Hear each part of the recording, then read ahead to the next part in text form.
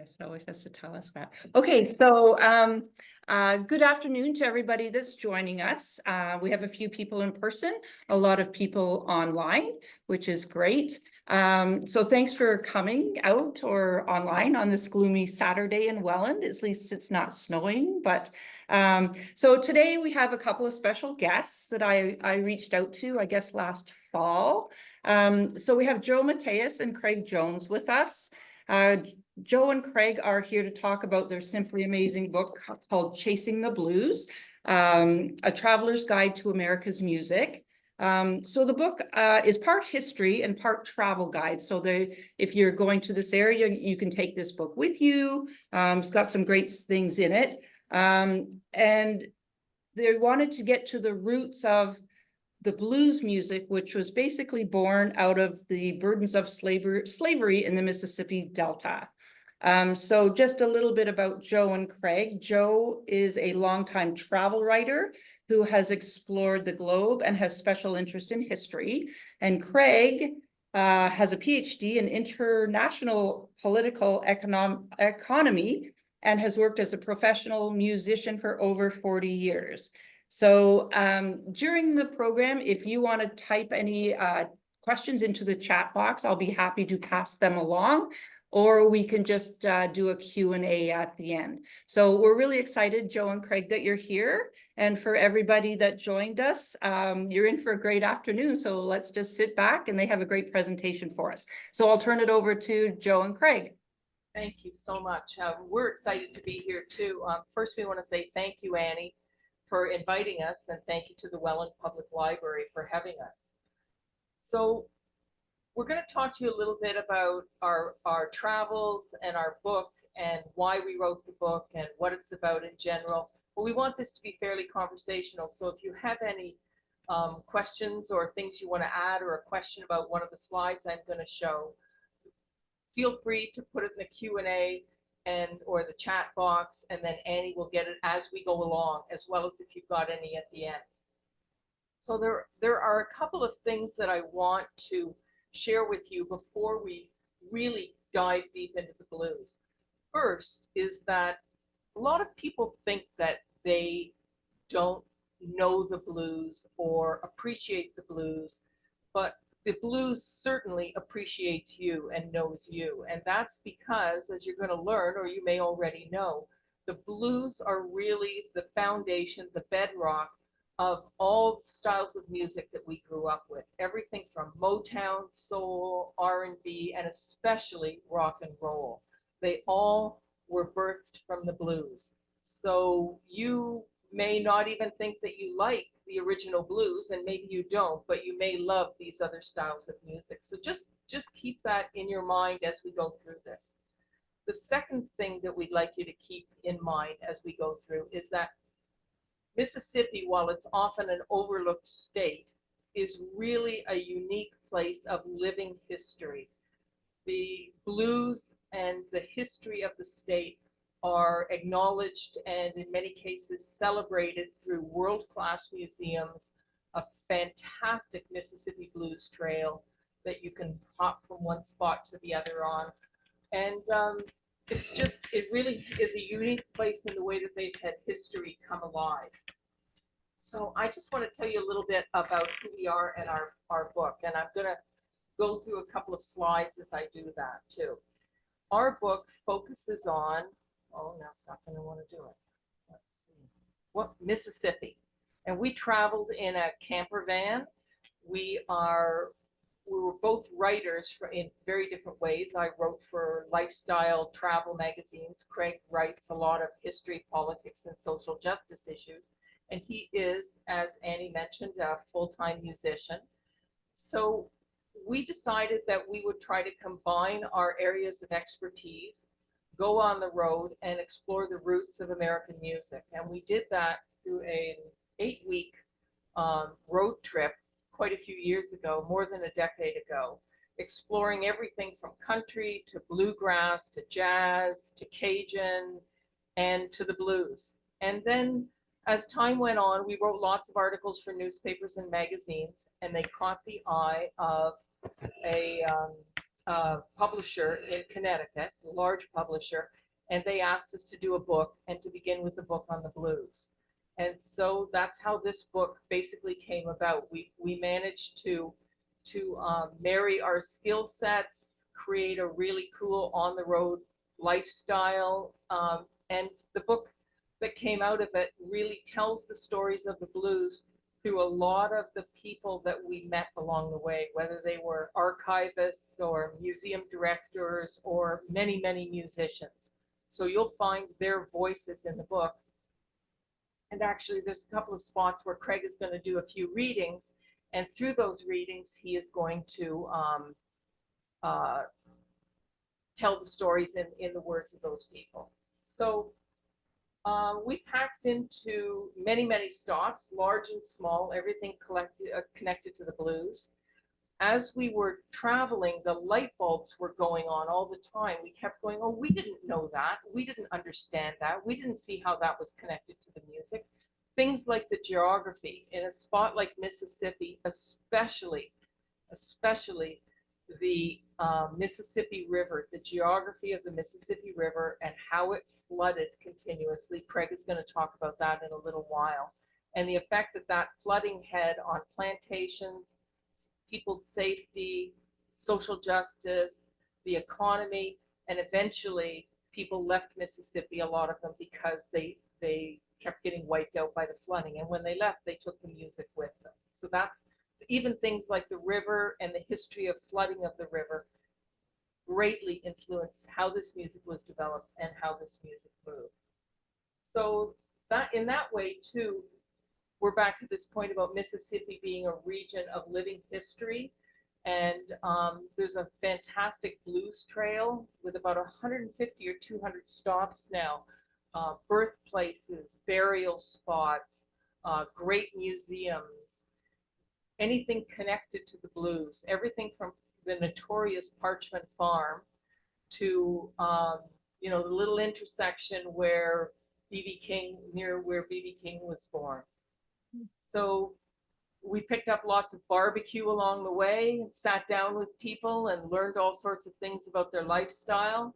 These are the kinds of people. This is a guy called Deke, and he runs a place called Deke's Harps in Clarksdale, Mississippi. And he was one of the people that we interviewed, and we tell some stories through his words and his voice as well. So let's see. Craig is now going to talk a little bit. I'll just show a couple more slides here. There are great world-class museums, and then there's little holes in the wall that still tell the story and have some historic importance.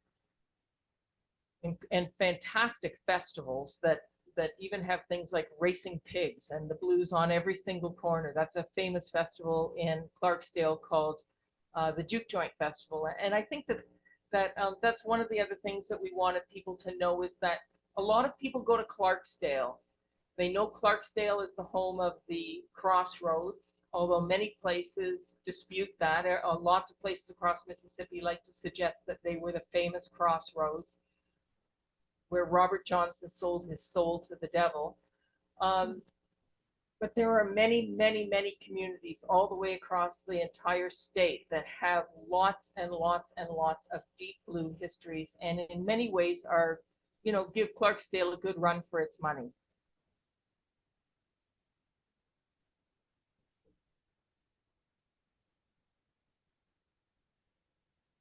Okay, so Craig is going to talk a little bit now about why the Mississippi Delta and why that region, what's unique about it. So I'm going to show some slides while he is talking about it. Yeah, there it is. So delta is usually where a river meets a much larger body of water. You think of the Nile Delta, where the River Nile meets the Mediterranean.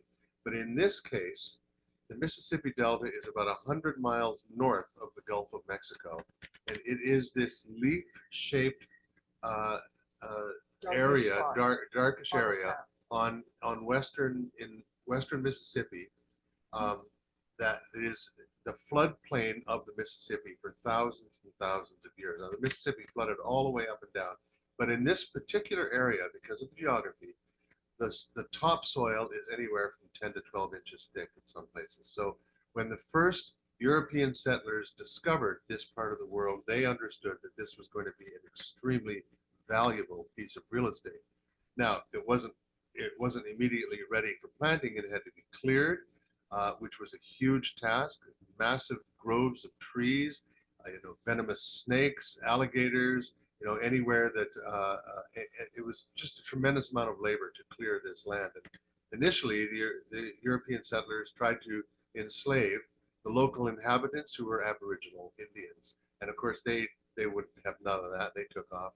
And that is how so many Black people from West Africa, mostly from West Africa, ended up in the Mississippi Delta over this period of time that slavery was at its high point. And the ground was so fertile that in its time, the high, say, at the end of the 1900s, there was more like the Mississippi Delta was to cotton what Saudi Arabia was to oil or is to oil. So that's how fertile and productive this part of the land was. So you have a huge concentration of people under slavery, working this extremely fertile soil and producing a tremendous amount of cotton, which is the most valuable commodity in the global economy. Yeah, the other thing we should,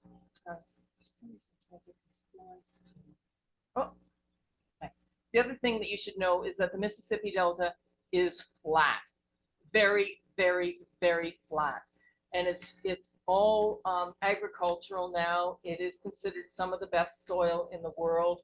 So back from the 1700s forward, these massive cotton plantations, because cotton was king cotton at the time. It was very, very, very valuable. And so there were these massive plantations and massive input of African Americans, well, West Africans, brought in as slaves on slave ships to work these massive plantations. So it's very flat. And as a matter of fact, there's a spot in the southern part of the Delta where you, from a city called Yazoo City, and you come up over this road on this, you can see the edge of the bridge here.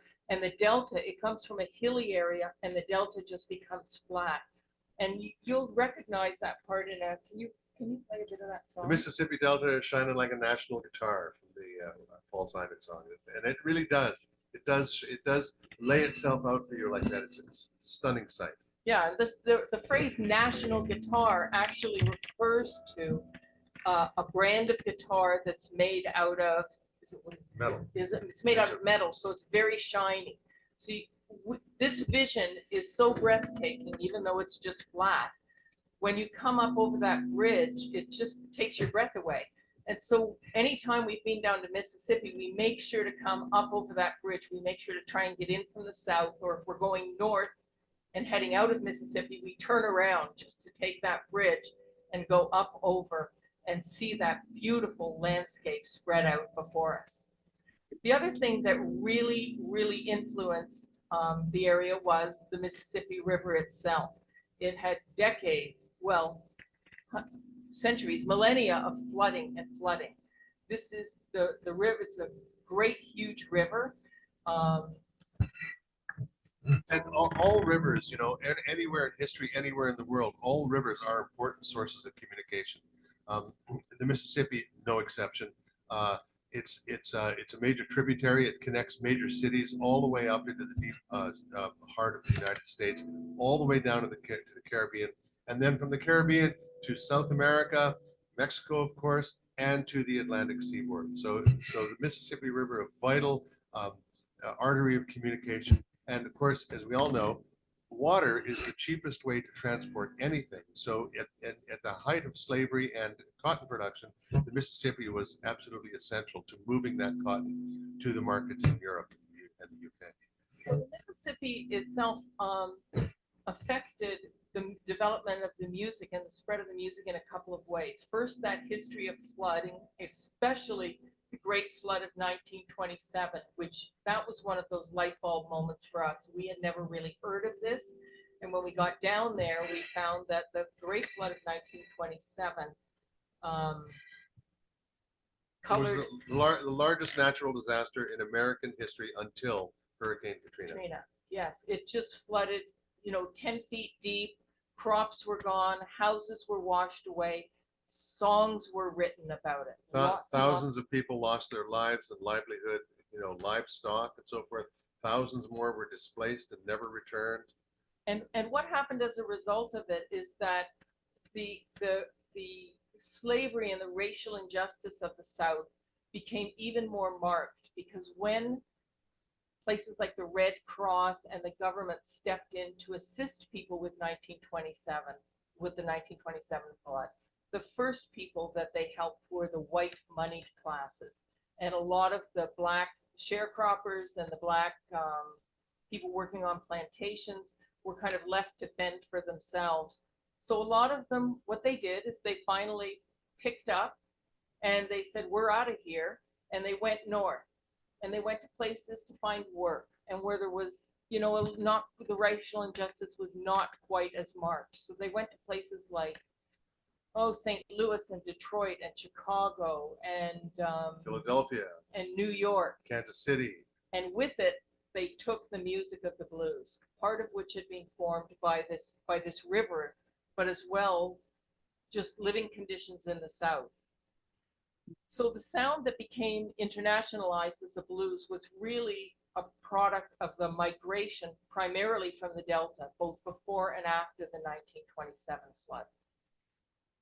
This is a picture of one of the levees that has been built since then by the U.S. Corps of Engineers. This is at the spot in Greenville, Mississippi, where the dikes first broke in 1927. And they've built massive concrete levees now so that they won't have the same kind of flooding issues that they had back in the years. I think the levees date back to the late 40s, perhaps. It was the U.S. Corps of Engineers, and it's quite an interesting sight to see. Mississippi is also then the story of abandonment. And this is like an old shack. There are lots of them around. No one is living in this particular one. I mean, it is a state of struggles with poverty still and racial inequality. But everywhere you look, you see signs of abandonment where people after 1927 just picked up and left, or in 1930, or in the 40s or the 50s or the 60s, just to get away from the South. And that music influenced the blues as well. A lot of the music came from the plantation economies. This is a mural in a museum in Northwest Mississippi called Tunica. The town is called Tunica. The museum is called Gateway to the Blues, and it is one of the best blues museums we've ever seen. As a matter of fact, the cover of our book is taken from a mural at that museum, and this is one of the other murals, and it's showing basically slavery and plantations, the work of plantations. And then what happened is, of course, in late 40s, early 50s, mechanization came along. And all of a sudden, all of these acres that had to be picked by hand by thousands and thousands of slaves and sharecroppers previously, all of a sudden, there were huge harvesting machines that did the work of 2,000 people. And so there was massive unemployment, and that also made people head north and head for new jobs in the northern cities and take the music with them. So, you want to talk a little bit about why the blues, what it did do, and how did it work for people? The blues is a form of music. It's very, very simple, but it enables a great deal of variety, a great deal of innovation because of its simple form. Let me just give you an example.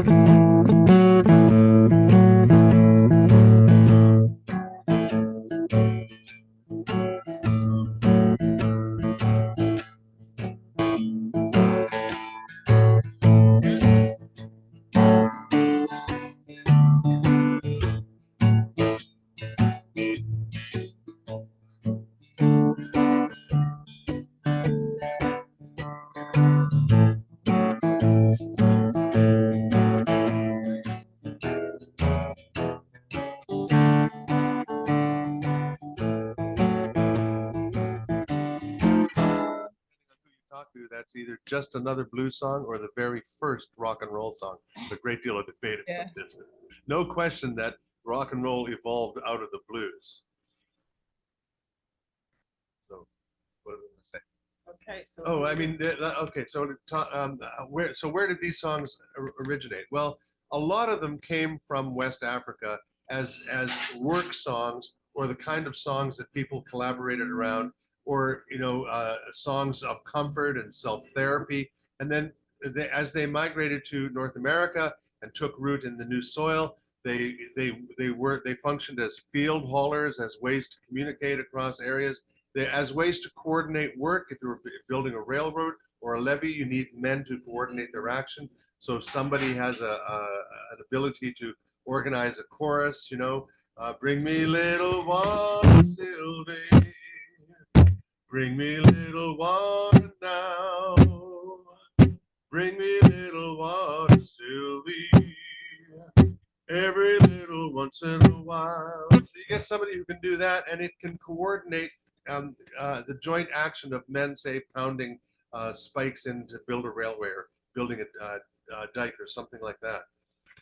So one of the remaining plantations, well, it's now a National Historic Site. It's not a working plantation anymore, but it was a very, very famous plantation site along the railway. A lot of them were along railways, and to move the product, but it also was a way for the blues players to move in and out of those communities. And there was Saturday night was the only night that the workers had off, and so blues players would show up on those platforms, those station platforms at plantations like Dockery, and they would do a little teaser of a song, and then there would be a spot maybe across the bridge in Dockery where they would set up a house party where people could let off steam, pay 25 cents or whatever it was, 10 cents, 25 cents for the evening of dancing and letting off steam.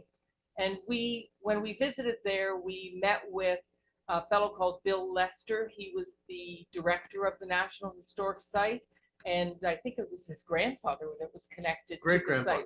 And so Craig is going to read a little bit from the book, do a reading, a short piece, in Bill Lester's words about what happened at Dockery Farms. But I can't do it in Bill Lester's accent. He has quite a Mississippi accent. It's quite lovely, actually. Bill Lester, whose great-grandfather came to the area in 1880, became the largest landowner in Mississippi, promptly lost all gambling, and then won it back again days later.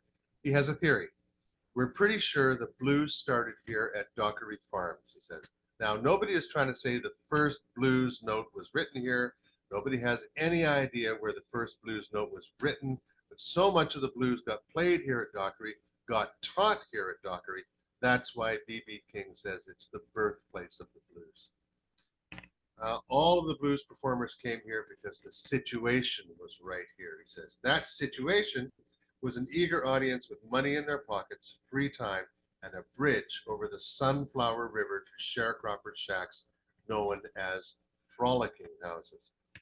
Bill says, everyone got paid on Saturday afternoon.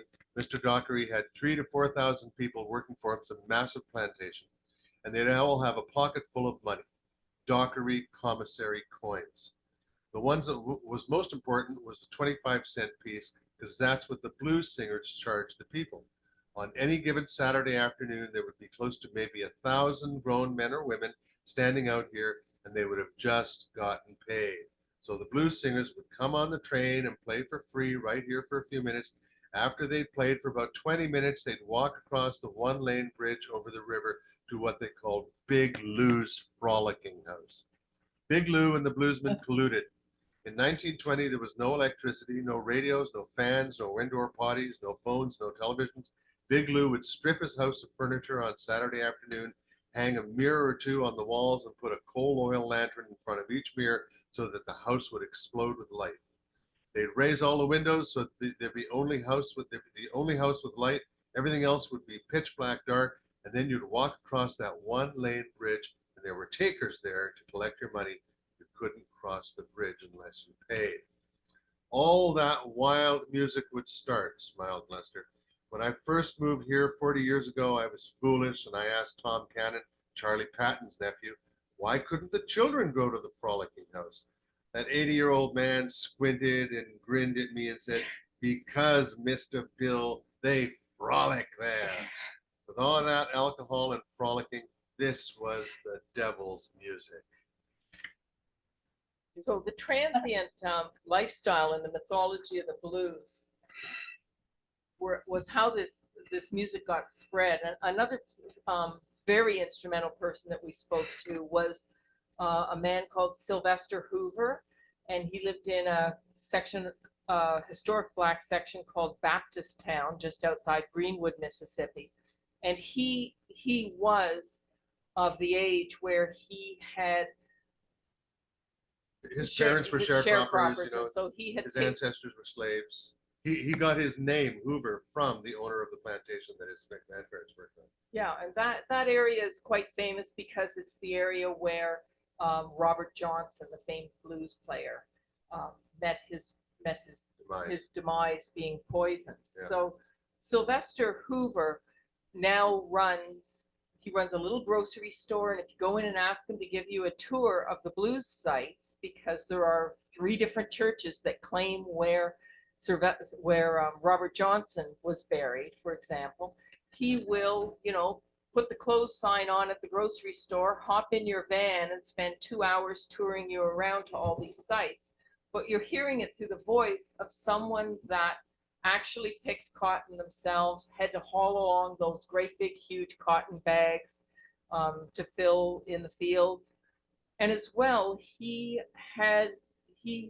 able to pass along the voice of someone that was actually there, that he spoke to, that was actually there when Robert Johnson was buried. Robert Johnson is kind of a mythological figure in the Delta. In his time, he was not particularly important as a blues musician, but you know, as time has passed, Eric Clapton picked him up, and various other artists have sort of turned their attention to Johnson as the iconic blues player. So the joke about dying young can sometimes be a good career move. Well, that's classic Robert Johnson. Yeah, so the story of Robert Johnson, for those of you that might not know, is that he was this blues player who could, you know, what he played was basically chicken scratch, it was described as. And then he disappeared for a year and came back and had a mastery of the blues that no one could figure out.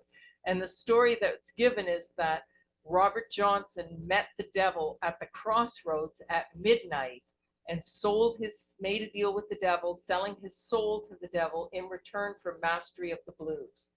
And you know, this location of these crossroads is debated intensely across Mississippi. And we had lots of discussions with lots of people about it. And every time we got back in the van, we'd have to look at each other and remind each other that we're actually debating a mythology here. It's something that probably never ever happened, but the history lives on there. So Craig's going to read you a little bit about when we were touring with Sylvester Hoover. Sylvester Hoover has a tale to tell for every nook of Baptist Town. Quote, "There were a lot of musicians lived here in this neighborhood. Legendary blues musician Honeyboy Edwards and Robert Johnson would hide out in houses to keep from going to work, because Honeyboy said he could make more money playing his guitar than he could chopping cotton. He would make more money playing his music. When you pick cotton, it would pluck your fingers and you couldn't play your music as well. Musicians go where the money is," big surprise, "and the women are going to follow them because they're making money every day." According to Hoover, Robert Johnson may not have had much education, but he was something of a marketing genius. He would always choose the devil's music. We'll talk about why it's the devil's music. The music he'd sing, you know, he's all doing it, just telling a story about his life. He didn't think hellhounds on my trail. He felt it in his heart. And a lot of other people felt the same way that he felt. So that's why he got across the way it did.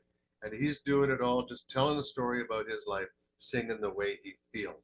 These are Sylvester, direct quote from Sylvester Hoover. Again, I can't do the accent. I'm sorry. Legend has it that Robert Johnson spent 2 or 3 years gigging, drinking, and womanizing in and around the Baptist Town neighborhood en route to his early death by poisoning in the late summer of 1938. You have to be careful with some of this history. It has acquired the aura of mythology because so little of it was recorded in real time by legitimate observers. The actual location and situation of Johnson's passing is also fiercely contested. But there is no doubt that Baptist-town and the whole Greenwood area played a major role in the final years of Johnson's life. There is much mystery surrounding his final days, his poisoning, death, and burial. Yes, and as a matter of fact, after our tour with Sylvester, he said he invited us. I think it was on a Thursday or Friday. We were there. It's near the end of the week, and he invited us to the church he goes to, the Baptist church out in the country, which has been recognized as the actual burial spot of Robert Johnson. And we went there for their Sunday service, and we were quite honored to be there. It's a little country church, and it was just a rollicking choir. And just to attest to the mythology of Johnson, in the global mythology of God, people come from all over the world to sit at that gravesite, and sometimes they leave a bottle of whiskey behind, or they sit and drink it, or they leave something else, you know, tobacco or some other substance in tribute to Johnson. It's a mythology that's kind of grown out of control. Yeah, that's for sure. So the next thing we wanted to do was move on and talk a little bit about a little traveling here, talk a little bit about the highlights of our Mississippi travels, both large and small, why you should, you know, if you're considering going down there, you should take a look outside of Clarksdale, and our book hopefully would help people to do that. At this point, I think I should also mention that the book is not just a travel guide. It's a kind of book that can be enjoyed by the armchair traveler, someone that's just sitting, has no intention of going to Mississippi, but is interested in the history of the music and how it went on to spawn the other types of music that we're really enamored with in our lives. So we're going to start in the northwest corner. This was one of our favorite museums, that one called Gateway to the Blues in Tunica. It's just south of Memphis, so it's just over the border from Memphis, or from Tennessee. And it's just in that corner of Mississippi, right up against the Mississippi River again. And they've established this museum. It's quite a large, and it is a world-class museum inside this old railway station, which they had tractored or trailered down from the original site and put here permanently, because it really shows how, it's a testament to how the music moved along the river and along the railway lines. That's really important. So inside are artifacts from 100 years ago or more, of famous players and not so famous players, right up to guitars signed by people like Eric Clapton and Keith Richard and all the other people that are crazy about the blues. This is a cornet. Yep. That belonged to W.C. Handy, who's considered the father of the blues. Lots of displays of instruments, lots of displays of, you know, posters or history that tells about some of the seminal players like Howlin' Wolf and Son House and Jimmy Reed in that case, yeah. Yeah, there's about 7 or 8 of them in this display. This is a national guitar. So this one is no longer shining. It's a little older, but when it was brand new, all of that chrome would have been shining and reflecting light. And that's the image that Paul Simon was trying to capture in his song. Graceland. Yeah.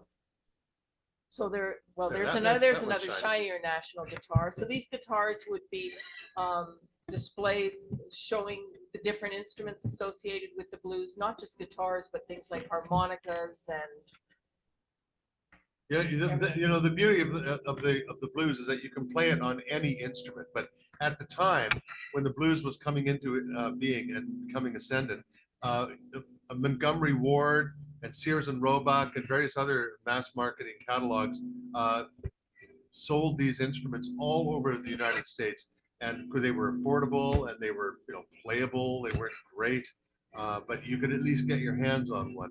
And of course, after the United States Civil War as well, there was a huge influx of instruments across the South as the military bands were dispersed. So these instruments fell into different hands, and people picked them up and you know, made what they could of them. Sometimes you were even able to get lessons, although rarely, right? And things like pianos were harder to come by because they were They were complex. They had And a lot bigger of to moving move. parts, harder to move, and they didn't do well in the humidity. But a guitar was portable. You could play it, you know, you could teach yourself to play it. You could sit and watch somebody else, copy them. So the guitar really becomes the instrument of choice for a lot of Delta blues musicians. So the Gateway to the Blues has these like instruments, information on different players, information on what was happening with the river, the Great Flood of 1927. It ties everything all together.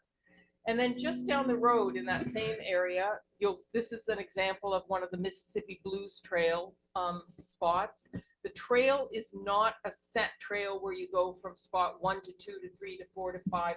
It's that there are 200 spots maybe across the state, and you can look at the list and decide, oh, we're in this area, we're interested in that spot, but not that spot. So it basically is a roadmap of spots where you can hop in and out of. And this is the remains of a plantation called Abbey and Leatherman. It is famous because it was a spot where Robert Johnson spent his childhood years, and I think, lots of or other maybe people early teens. transitioned through here as Yeah, well. he was there. His family was working the plantation, and at the same time, there were other famous players like Son House coming through there. Other famous older blues players, and he picked up a lot of the music from them. And I believe it was Son House that said he sounds like Chicken Scratch. Well, he did. Yeah. He was a kid. He was a kid. And then again, just down the road, you know, not very far, is another spot called the Hollywood Cafe, and it was famous. It was a commissary, wasn't it, for one of the plantations? It's now a restaurant where you get barbecue. You get barbecue everywhere, either barbecue or something fried. And there's a can you play that song? Okay. No, it doesn't know that song. It's a song by Mark Cohen called Walking in Memphis. Walking in Memphis. Yes. I'm not going to sing it, but you know the song if you heard it. It's based on this particular location. Okay, then we move. If you move inland a little bit, you get to the Clarksdale area, which is really the area that people associate with the blues. It's not a large town. It has a lot of musicians. It has several excellent museums. It's got wonderful shops. It claims that it is the intersection that's known as the crossroads, where Robert Johnson met the devil. At least that's what they like to hang their hat on. There's one shop there. Happy to say he carries lots of copies of our book. It's called Cathead, and this is a fellow. His name is Roger Stoll. He owns it. He was a marketing guy from Ohio who fell in love with Elvis Presley, who is from Mississippi. A lot of people think of him as being just from Memphis, which is where his later years were, but he was originally from Mississippi and is greatly influenced by the blues. And so Roger tossed his marketing job aside and came down to Clarksdale and bought a storefront and has had this absolutely amazing, fantastic shop. And he does online sales of everything: music, books, t-shirts, and he is a fountain of knowledge about the blues. And he was also the mover and shaker behind one of the big festivals. We've been a couple of times down there. It runs in April, and it's called the Juke Joint Festival. And there really are players on every single corner. As a matter of fact, I might have there. It's all kinds of players just out on the corners. There are the racing pigs, there are food stands, there are artisan stands, and it's a fantastic event where you get a whole range of people playing. Yeah. That runs in April. The other spot that's quite well known is this big building in the back called Ground Zero. And it's a large live music venue, and it's especially well known because it's co-owned by the actor Morgan Freeman. Here it is. It's, you know, like everything in Mississippi, it's got that beat up look. I'm sure most are out of design as much as authenticity. But this spot called Reds is very authentic. And it's a very old music spot. You go inside, you want to sit small, but maybe you want to sit close to the door because it looks like a fire trap. It has, you know, insulation hanging out of the ceiling and unfinished parts all over the place, but the music is renowned for the music. And as a matter of fact, the fellow that has run it, Red, just passed away, I think, last year. And that's part of the rationale for this book and why we want people to get to the Delta. If they want to know anything about the blues, they want to get up close to it.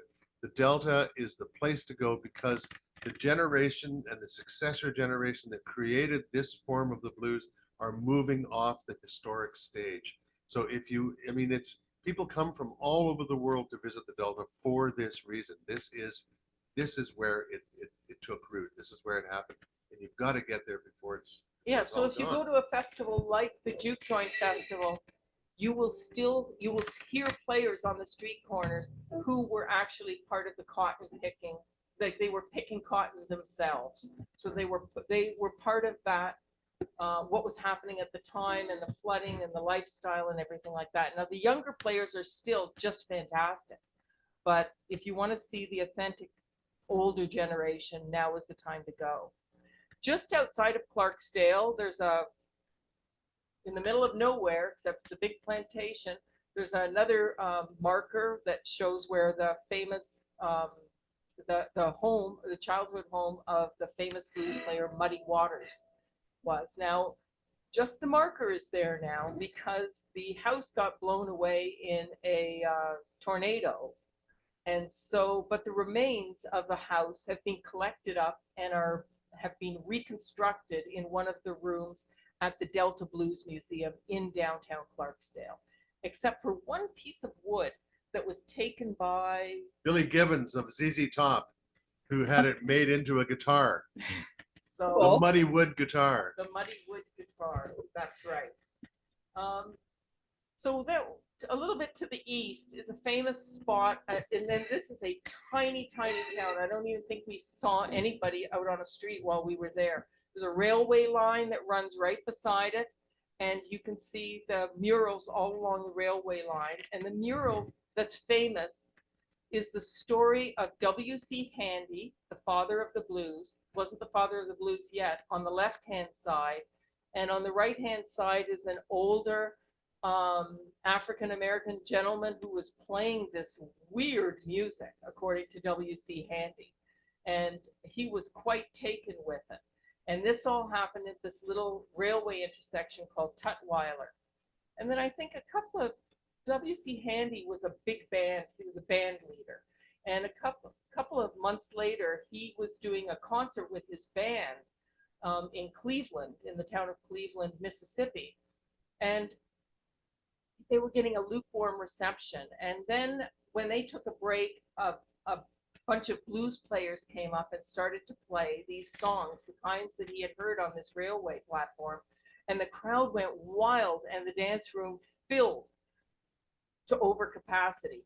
And W.C. Handy, if nothing else, was a marketing genius again. And he decided to take that music that he had heard and to market it, basically create books out of it and market it. And he self-proclaimed himself as the father of the blues.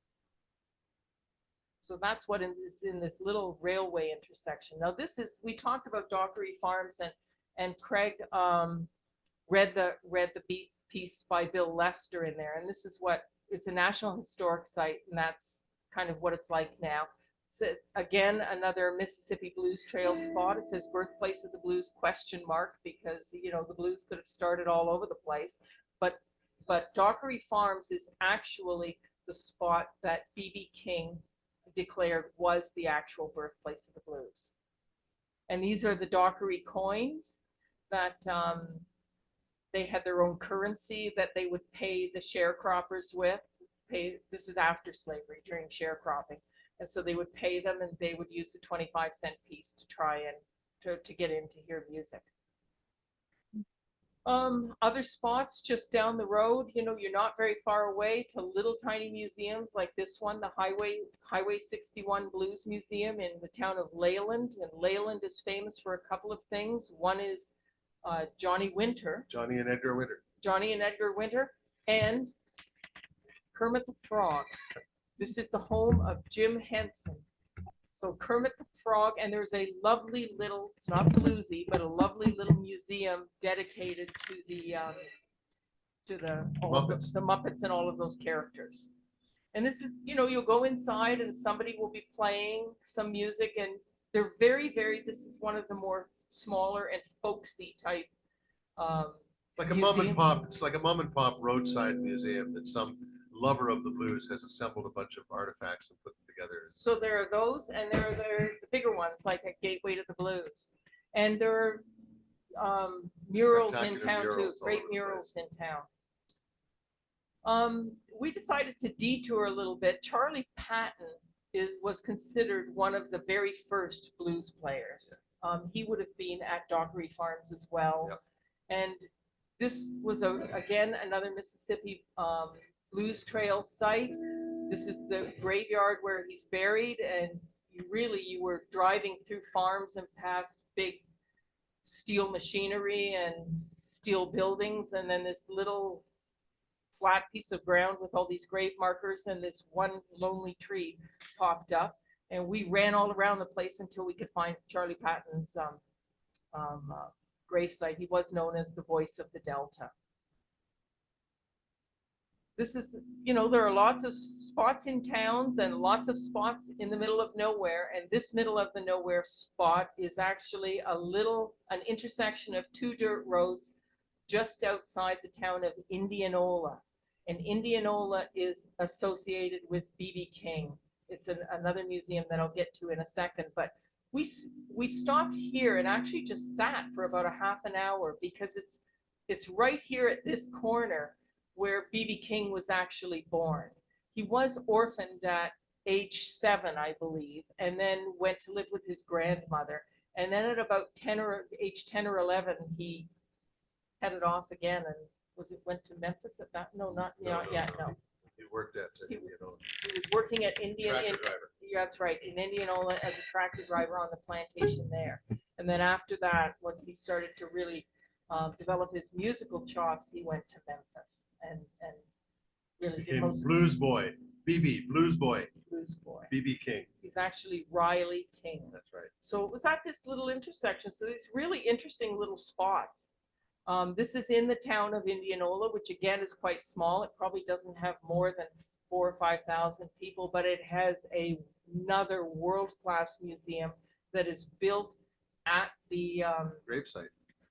well, the gravesite is there, but it's built at the cotton gin where he worked as a tractor driver. And he donated all of his artifacts, his entire studio, everything about touring, about how the music was developed. Again, it tells you the story there of plantations and racial inequality and the kinds of things that he faced.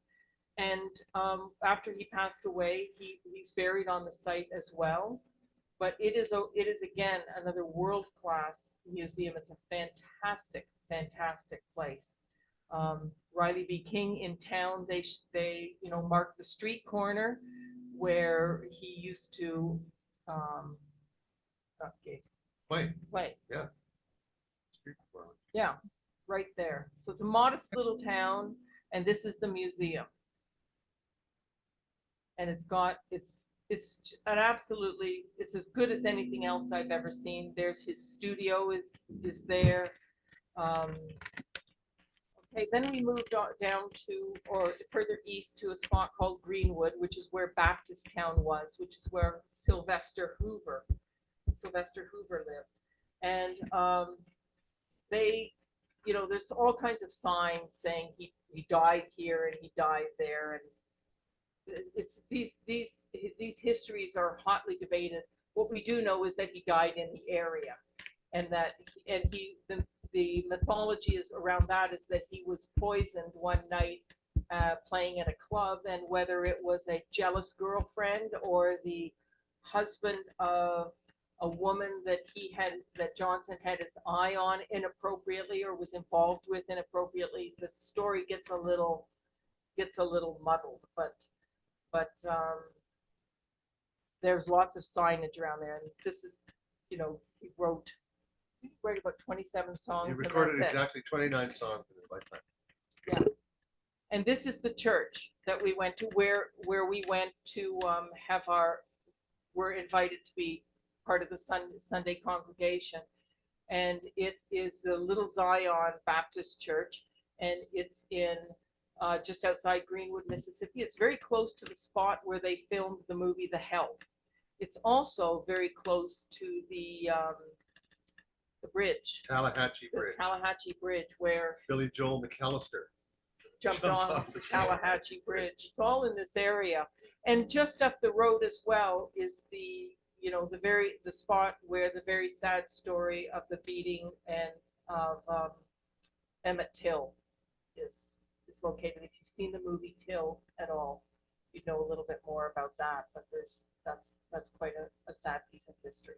So this is marked as the grave site. So this is the one that eyewitnesses have come forward and said, yes, we were there when he was put into a pine box and stuck in the ground. Part of Sylvester Hoover's life consists of cleaning up this grave site on a regular basis. You can see some beads around the base and beads across the top. And Sylvester says frequently he'll come out in the morning and there'll be a half a dozen bottles of half-finished liquor that people have left behind for Robert Johnson. Yeah. His spirit. Yeah. Further to the south, this is another different style of blues music called the Bentonia Blues, and it's celebrated at this spot called the Blue Front Cafe. And this guy on the right, Duck Holmes, Jimmy Duck Holmes, is still alive. He inherited this cafe from his parents. It's still a live music venue. He is still playing. He's like the last remaining proponent and exhibitor of this Bentonia Blues. And it's wonderful to see. He's the real thing. Yeah, right across the street, we went and got, again, barbecue. At a place called Ubon's, very famous, but small. And they say the best funeral a pig could have. We use everything but the squeal. Eat everything but the squeal. My vegetarian family members would not like that. So in a little town called Crystal Springs, there is a little again, a very folksy museum run by the grandson of Robert Johnson. And it has some of his artifacts there. This is apparently the piano that he played, apparently. And just a few miles down the road, in a place called Hazelhurst, is a little more upscale museum called the Mississippi Music Museum, and Hazelhurst is the town where Robert Johnson was actually born. So, but they brought together all different styles of music, and it's not just about Robert Johnson. One of our other favorite stops was in a place called West Point, which is the home area of Howlin' Wolf, who is absolutely adored by Bonnie Raitt. Oh yeah, well yeah. All the second generation, third generation. He was a huge influence on British blues. Howlin' Wolf, Muddy Waters. When the musicians in the British invasion, when they came from the UK, groups like the Rolling Stones came, and they would land, and the media would ask them, "What do you want to see? What do you want to see?" And they'd say, "We want to see Howlin' Wolf, and we want to see Muddy Waters." And the blues had kind of lost its shine in America at that time, and the media didn't know who in the world that they were talking about. But these musicians in the UK absolutely adored these people. So there's again more murals. There's a museum with instruments and photographs and clothing, and again another small museum. But some of the initialed or signed Exhibits. signed exhibits. Yeah. Now, one of the last spots that we're going to highlight in terms of the travel section is up in the northeast corner, and it's in a place called Tupelo, Mississippi. And Tupelo, Mississippi is the birthplace of Elvis Presley. And a lot of people do not realize that Elvis Presley was from Mississippi. He was the son of a sharecropper, and he grew up in a largely African-American neighborhood, and so was deeply influenced by the blues. But his very first love was actually gospel. And when he became famous, he did a big concert in 1957, and he took all the proceeds from that concert and purchased the land, huge block of land, where his family home had originally stood. And he bought the home, and this is it. It's a 2-bedroom or 1-bedroom shotgun shack. And it's called a shotgun shack because if you open the front door and you open the back door, you can shoot a shotgun straight through the house. And that's the meaning of a shotgun shack. You find them all across places like Mississippi, Louisiana, Alabama. In the deep south, you'll find shotgun shacks. So this is the house that he was born in. They moved the church that his family went to, the Pentecostal church, and it's part of basically the outdoor museum. And then there's a larger indoor museum dedicated to him and his early years. I think his family moved to Memphis when he was about 13 or 14. Oh, maybe 11. Okay. So there's statues, there's beautiful walkways. It's again what it would be up in the world class of museums. Now in downtown Tupelo, there's still, this is I think 4th or 5th generation, the Tupelo hardware store, which still runs very much as a hardware, was the spot where Elvis Presley's mother, Gladys, took him to buy his very first instrument when he was 8 or 10 or something like that. I can't remember the exact date. They actually have the Spartan marked on the floor in it with a big X. But he wanted a shotgun, and she said no way. So they settled on a guitar, and the staff person there turned to me and said, probably the best $7.75 his mother ever spent. Yeah. So they love to talk Elvis, but they still run it as very much as a hardware store. So in addition to Mississippi, we did visit two other areas. One is Memphis, and the other one is Muscle Shoals, because they border right up against Mississippi, and they are very influential in the development of the blues. And this is W.C. Handy's house in Memphis when he moved there from the Muscle Shoals area. There's a statue dedicated to him, the father of the blues. There's a Blues Hall of Fame. Memphis has many fantastic museums. The Blues Hall of Fame is one. Stax Museum of American Soul Music is another one, and the house band there was Booker T and the MGs. yeah. So a lot of the kind of music that they would have was soul. Yeah, So soul influence, Aretha Franklin was born just down the road, and it is again a world-class museum. So the Royales. This is an example of some of the music that came from there. People like Sam Cooke, Otis Redding. Memphis is also home to the famous Sun Studio, which was owned by Sam Phillips, the record producer who discovered and recorded Elvis. Johnny Cash, Roy Orbison, and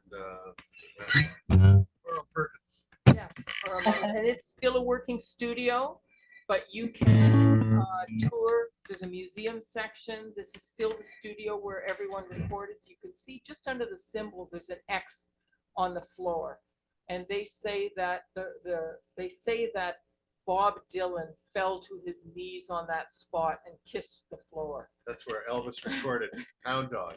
Yes. And that's the killer there, Jerry Lee Lewis in that picture. That's a very famous picture. Elvis at the piano. Is that Carl Perkins? Jerry Lee Lewis. Very famous photograph. And there's Sam Phillips. Yeah. And then downtown Memphis, a lot of people know about Beale Street, which is filled with clubs, music venues, places to eat, and it's great. Real Street is very, very historic. This is where a lot of the people got their start.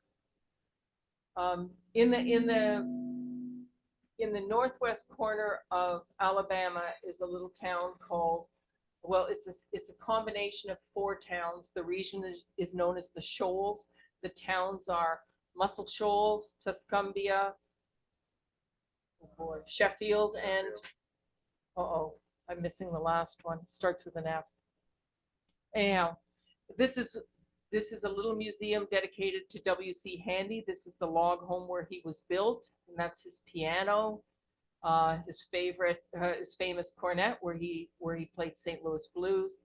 Muscle Shoals is also known as home of Fame Recording Studios. Florence, that's it. Florence, Alabama Music Enterprises. Yes. That's it. So these studios are still working studios, but they do tours. And these are places that people like Aretha Franklin, again, Otis Redding, Sam and Dave, Paul Simon, Willie Nelson, Bob Seger, and countless blues musicians from the era. Cher recorded a famous record in one of these places. Right. Yes, this one. this is the second studio called Muscle Shoals Sound Studio. 3614, they just nickname it 3614 Jackson Highway, or people call it 3614. This was the cover on the album of, I think, Cher's first album called 3614 Jackson Highway, and she recorded there. And again, it was unique because it was owned by the group of studio musicians known as the Swampers. Can you play that? Muscle Shoals, not the Swampers. Yes. Known as in Sweet Home, Alabama.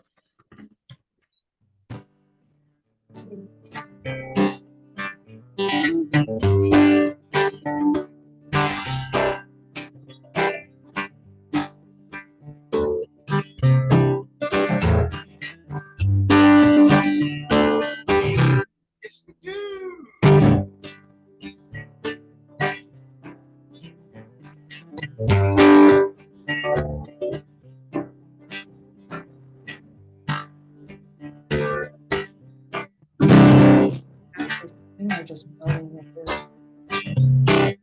There. You know that, so we know that song. It's part of the soundtrack of our lives for sure, and most people would recognize it. But the Swampers owned and operated. They first started working at Fame Studios and then branched off on their own and opened 3614 Jackson Highway. It was an old coffin making building, and they turned it into a studio. And the list of people that have come through there, the Rolling Stones recorded there. Staple Singers. Etta James. Paul Simon did Kodachrome there and that album. So it's hundreds and hundreds and hundreds of people, and they came because the studio musicians, the Swampers, had this very, very unique sound. And there's an excellent DVD. You probably have it at your library, and if you don't, you should get it in, called Muscle Shoals. And it's a documentary about the area, and it interviews all these different people. And we were very lucky that we got to they set it up so we could have lunch with the bass player for the Swampers, David Hood, and we had an afternoon of fried chicken with him and lots of conversation. He was just, told us wonderful, wonderful stories. Yeah, I want to see. This is David Hood inside the recording studio, so you get to go in and sit around and see how everything's set up and all the instruments that they use and the soundboards, and see a lot of signed instruments at places. Yeah, so there's lots to see there's lots outside of Clarksdale, which is what I think the point is that we really want to make. So Craig was going to do a little short reading here. Well, you can do either David Hood or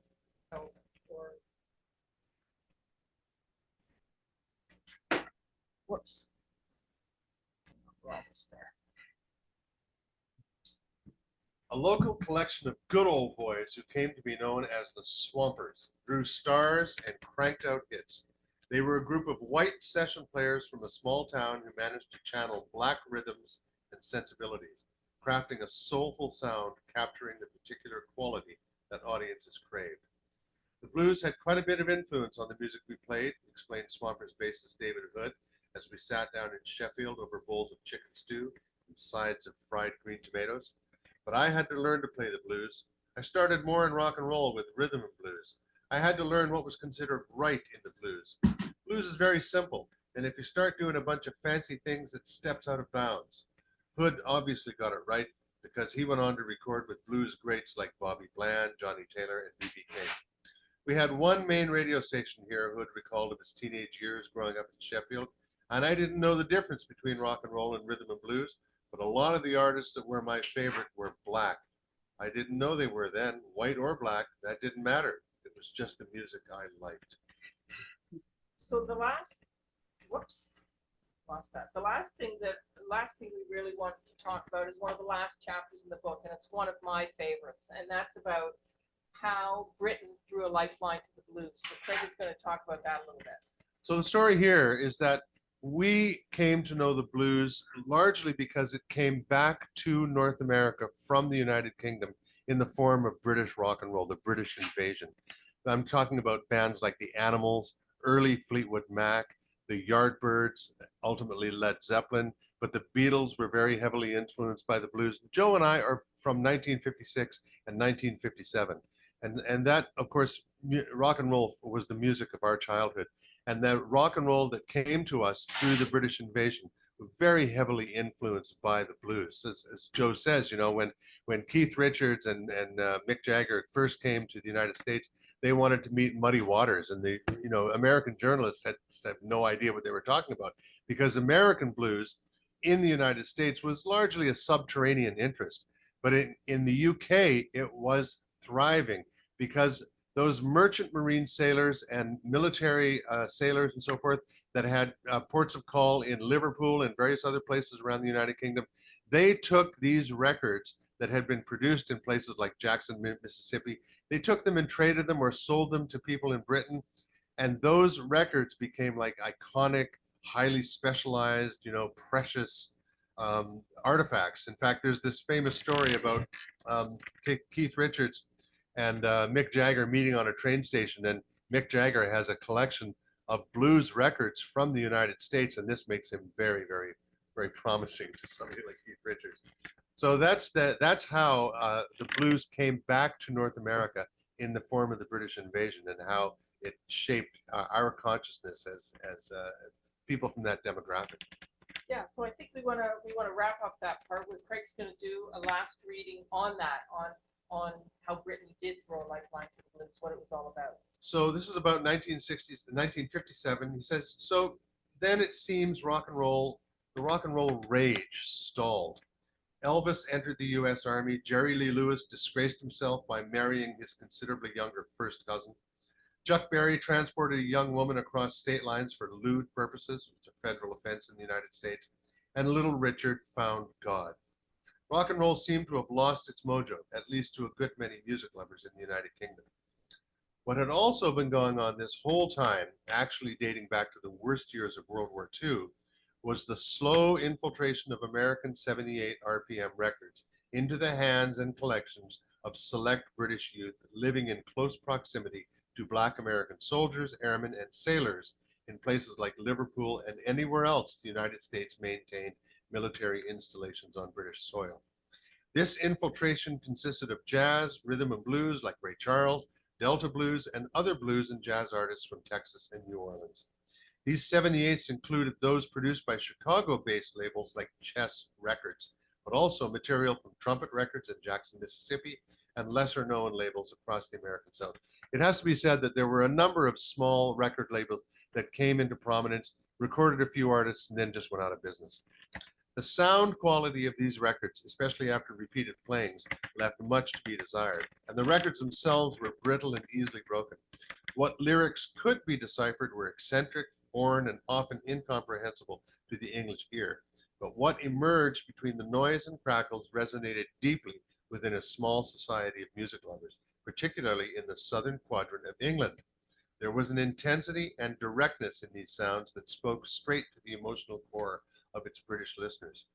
It was dark and deep in a rather un-English manner. It was humorous, poetic, authentic, and laden with sexual innuendo, a long way from an English country garden.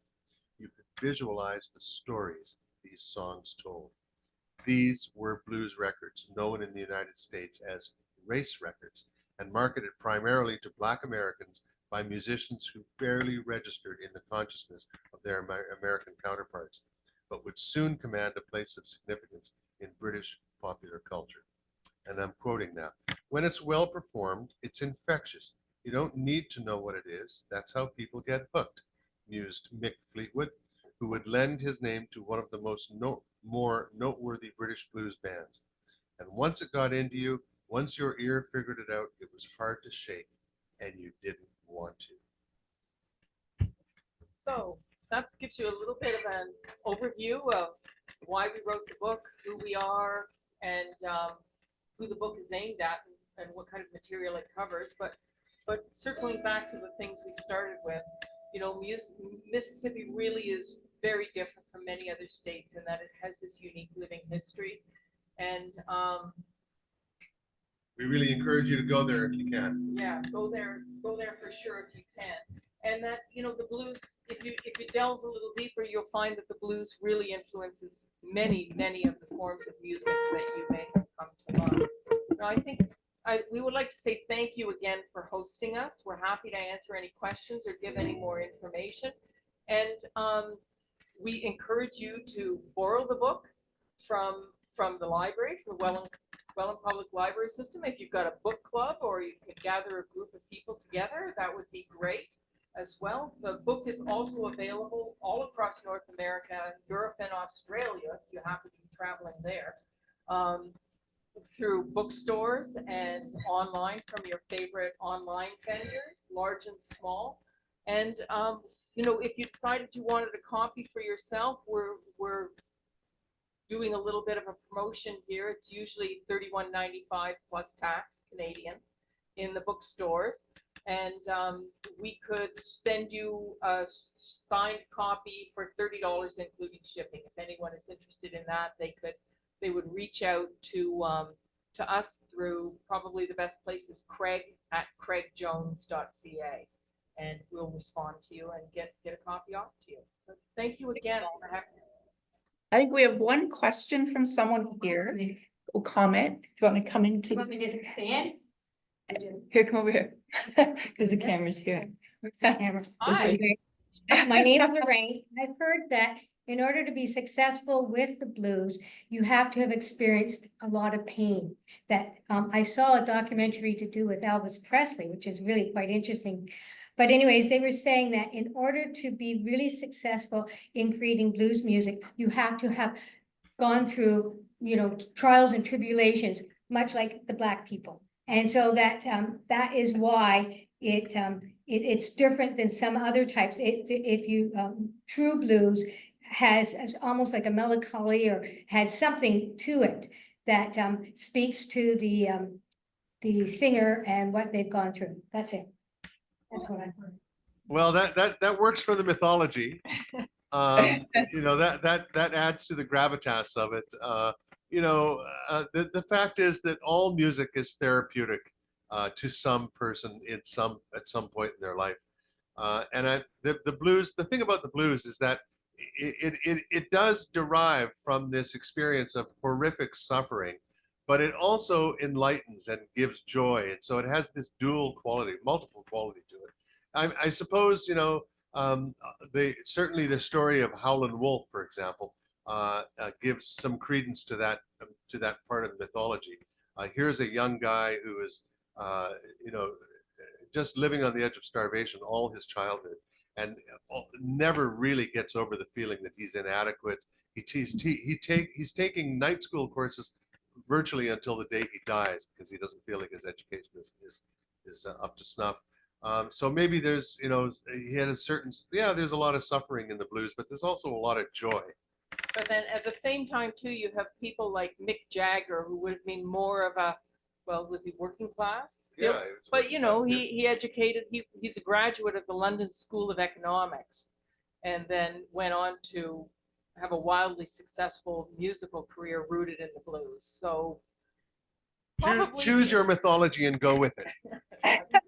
that's Sounds a good, right? rule of thumb that we learned across Mississippi, actually. Yeah, But the other thing I should say is that we were, you know, we were cautious, as we are when we travel anywhere, especially, you know, it's a little dicier in the States than it is in Canada. Things are different here. We were careful about where we stayed and what we did and where we were in the evenings, the same as we would be anywhere that we traveled. But we were welcomed. It didn't matter, black, white. We were treated graciously and with hospitality, and really welcomed everywhere we went. We met many people who we've stayed in touch with. Any That's other great. questions? Give us a I mark. have one question. Yeah. And I kind of ask everybody that comes and does a program for us. Do either of you, besides Chasing the Blues, have a favorite book that you like to read, or a recommendation for a fiction book or nonfiction book that you could give us? Tom Lake by Ann Patchett, which I'm I sure just read that. I'm sure you have a mile-long waiting list for. Yes, we do. And The Dutch Actually, just House, finished for that. another That of was her great. books. Yes. Thank you. What And about you? Craig? Well, I'm a nonfiction guy, and I'm currently reading for the 4th time, I think, The Great Transformation by Carl Polanyi. Oh, wow. This is a book that was written in 1944, has never been out of print, has spawned a huge academic nonfiction literature around the origins of markets and the dysfunction of markets. And I'm just enthralled that every time I go back to that book, I learn something new. Well, that's great. So, Kind of geeky.